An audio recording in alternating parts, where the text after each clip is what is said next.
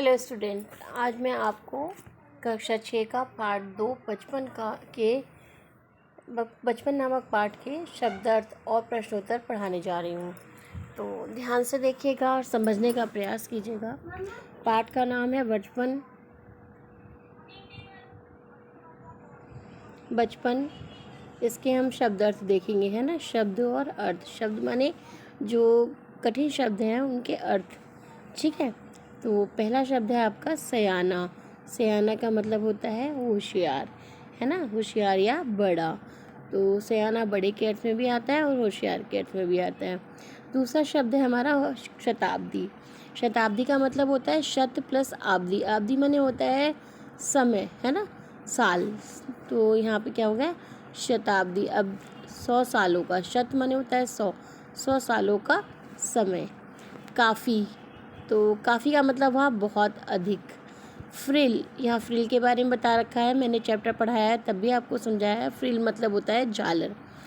चलन, चलन माने जो हमारी चीज़ों का रीति रिवाज होता है या फिर हमारी जो चीज़ें प्रचलन में आ जाती है। यानी जैसे कोई फैशन है, वो के रिबन लगाने का फैशन था तो पहले सभी लोग रिबन लगाया करते थे, तो ये एक प्रचलन में या रिवाज में आ गई थी।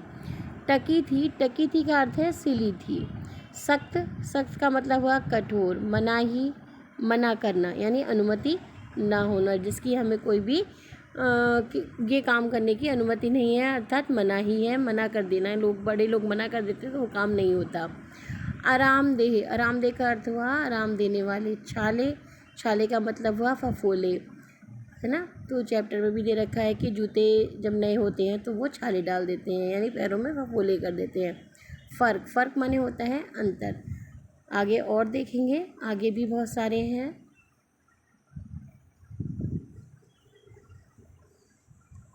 देखते हैं बेटा। शनिचर, शनिचर का अर्थ होता है शनिवार, यानी शनिवार को हम साधारण भाषा में शनिचर भी बोल देते हैं। मितली, मितली का अर्थ होता है उल्टियाँ। उल्टियाँ यानी जब जी घबराने लग जाते हैं तो मन में मन खराब होने लगता है, उसको हम उल्टियाँ बोलते हैं। मुश्किल, मुश्किल का अर्थ हुआ कठिन। सेहत, सेहत का अर्थ हुआ स्वास्थ्य। स्वास्थ्य माने जो हमारी हेल्थ है, हम इंग्लिश में बोलते हैं उसे हेल्थ, है ना, हमारी सेहत, यानी हम तंदुरुस्त रहें, तो हमारा स्वास्थ्य हो गया।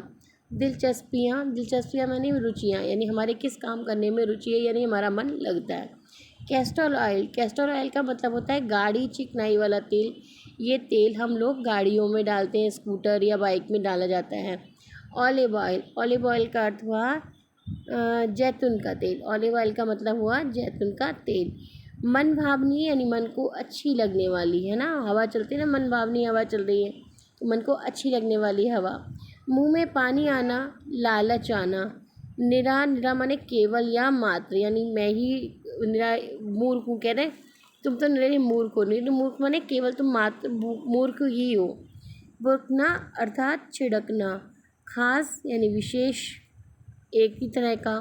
कमतर यानी कम अच्छा, कोई चीज़ कम अच्छी होती है उसे हम कमतर कहते हैं, है ना। नेक्स्ट हम और देखेंगे। देखिए, हृष्टपुष्ट, हृष्टपुष्ट का अर्थ हुआ ताकतवर।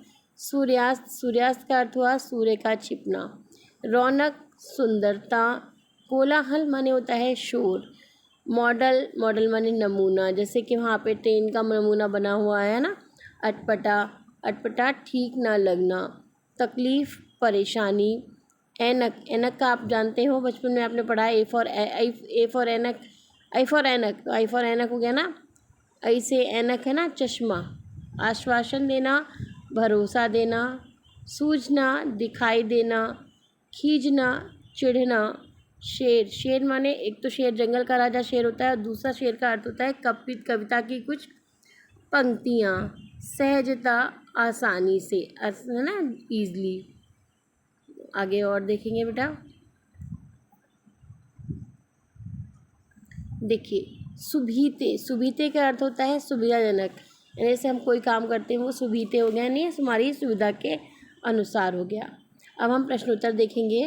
तो प्रश्नोत्तर में है, उम्र बढ़ने के साथ साथ लेखिका में क्या क्या बदलाव हुए, पाठ से मालूम करके लिखो। तो पाठ में लेखिका ने अपने बारे में बहुत कुछ दे रखा है, तो हम पढ़ते हैं। उम्र बढ़ने के साथ साथ लेखिका के पहनावे में अनेक बदलाव हुए। पहले वे रंग बिरंगे कपड़े पहना करती थी, जैसे नीला, जामुनी, ग्रे, काला, चॉकलेटी, परंतु अब हल्के रंग के कपड़े पहनने लगी हैं। पहले वे फ्रॉक, निकर, वॉकर, स्कर्ट, लहंगे, गरारे आदि पहनती थी, परंतु अब चूड़ीदार और घेरदार कुर्ते पहनने लगी हैं। पहनावे के साथ साथ खाने में भी काफ़ी बदलाव आए हैं।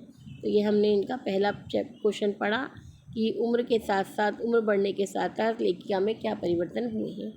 नेक्स्ट क्वेश्चन हम पढ़ेंगे, लेखिका बचपन में इतवार की सुबह क्या क्या काम करती थी। अब देखते हैं। लेखिका बचपन में इतवार की सुबह अपने मोजे व स्टॉकिंग को धोने और अपने जूतों को पॉलिश करने का काम किया करती थी, क्योंकि ये मोजे नौकर या नौकरानी को धोने के लिए नहीं दिए जाते थे। नेक्स्ट क्वेश्चन, मैं तुम्हें बताऊंगी कि हमारे समय और तुम्हारे समय में कितनी दूरी हो चुकी है। यह कहकर लेखिका क्या बताना चाहती है। तो आइए देखते हैं कि लेखिका क्या बताना चाहती है।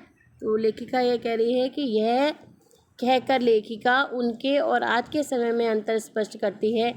उस समय मनोरंजन का साधन केवल ग्रामोफोन था, परंतु आज रेडियो, है ना, टेलीविज़न ने उसकी जगह ले ली है। पहले दूध की कुल्फ़ी अब क्या बन गई है, आइसक्रीम बन गई है ना। कचौड़ी समोसे की जगह आजकल क्या हो गया है, पैटीज़ ने ले ली है। और शहतूत और फासे और खसखस के शरबत के स्थान पर कोक और पेप्सी आ गए हैं। तो ये सब चीज़ें उनके समय से हमारे समय में बदलाव हो गया है। अब देखेंगे पाठ का फोर्थ क्वेश्चन क्या है। पाठ से पता करके लिखो कि लेखिका के चश्मा लगाने पर उनके चचेरे भाई उन्हें क्यों छेड़ते थे। देखिए, लेखिका ने पहली बार चश्मा लगाया था, इसके लिए वो कुछ अजीब सी लग रही थी, उन्हें खुद भी अटपटा यानी अलग सा लग रहा था, इस कारण उनके चचेरे भाई उन्हें छेड़ते थे। नेक्स्ट क्वेश्चन देखेंगे, लेखिका बचपन में कौन कौन सी चीज़ें मज़े लेकर खाती थी, उनमें से प्रमुख फलों के नाम बताओ। लेखिका बचपन में चॉकलेट और चने जोर गरम अनारदाने का चूर्ण मज़े ले लेकर खाती थी। नेक्स्ट देखते हैं हम आगे। और रसभरी, कसमल, काफल उनके प्रिय फल थे। ये सभी चीज़ें शिमला में मिलती हैं, यानी पहाड़ों पर, है ना।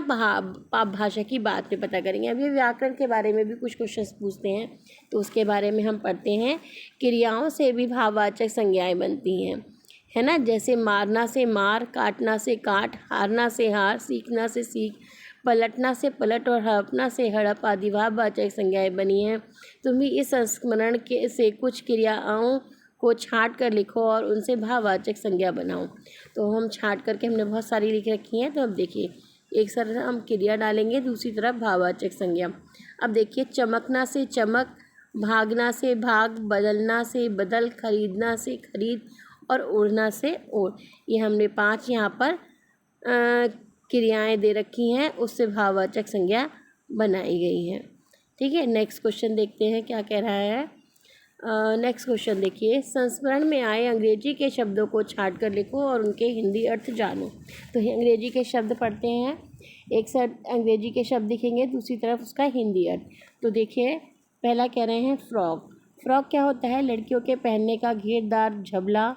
स्कर्ट, लड़कियों के पहनने का घेरदार घाघरा।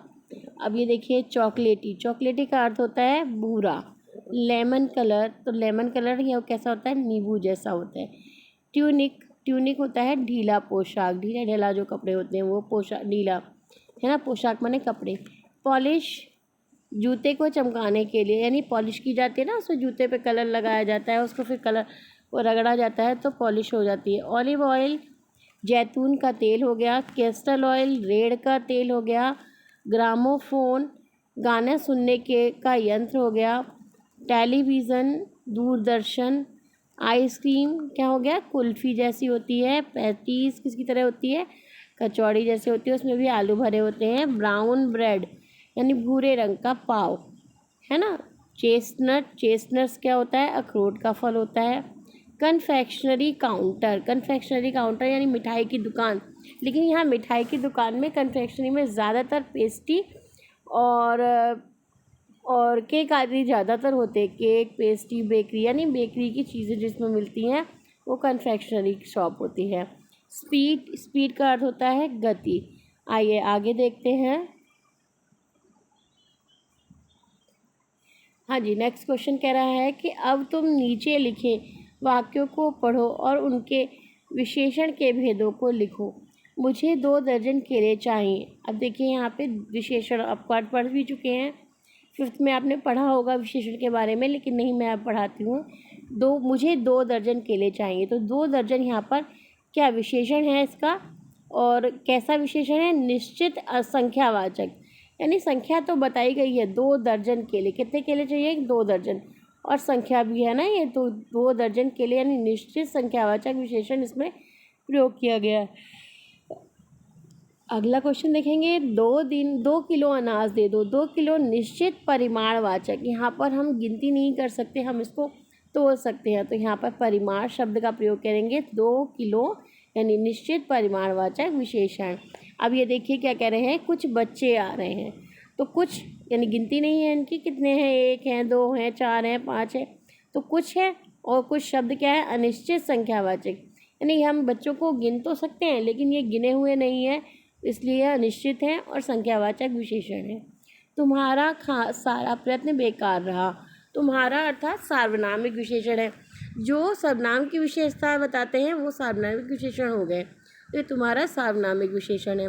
सभी लोग हंस रहे थे, यानी सभी लोग, इनकी गिनती नहीं है, कितने हैं? 10 हैं, 15 हैं, 20 है, तो यहाँ सभी अनिश्चित संख्यावाचक विशेषण है।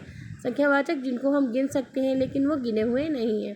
तुम्हारा नाम बहुत सुंदर है। बहुत शब्द है गुणवाचक विशेषण। कपड़ों में, अब अगला क्वेश्चन देखेंगे। कपड़ों में मेरी दिलचस्पी मेरी मौसी जानती थी। अब इसके बारे में पढ़ते हैं।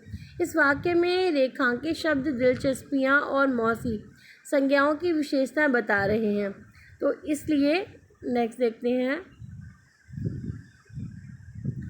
ये सार्वनामिक विशेषण है, ठीक है। तो सर्वनाम कभी कभी विशेषण का काम भी करते हैं।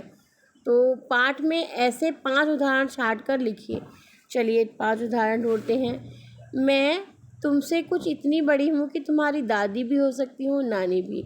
यहाँ देखिए इन्होंने कहा मैं तुमसे, तो यहाँ पर ये हो गया कि ये सार्वनामिक विशेषण है, मैं तुमसे, है ना। दादी हमें अपने, ये हमारे और अपने दोनों हो गया, तो सार्वनामिक विशेषण है। हम बच्चे इतवार की सुबह इसी में लग गए, हम और इसी में, तो ये सार्वनामिक विशेषण है। कुछ एकदम लाल, कुछ गुलाबी, है ना, तो ये क्या कह रहे हैं कि ये भी सार्वनामिक विशेषण है, कि उसके बारे में बता रहे हैं। मैंने अपने, तो ये भी सार्वनामिक विशेषण है। मैंने और अपने दोनों मिला करके, है ना, ये कि सर्वनाम की विशेषता बता रहे हैं। तो ये सब क्या है, ये विशेषण सारे क्या कर रहे हैं? सर्वनाम कभी कभी विशेषण का काम भी करते हैं, तो यहाँ पर ये विशेषण भी बने हुए हैं। तो इस कारण ये 5 उदाहरण हो गए। आशा करती हूँ कि आपको चैप्टर समझ में आया होगा।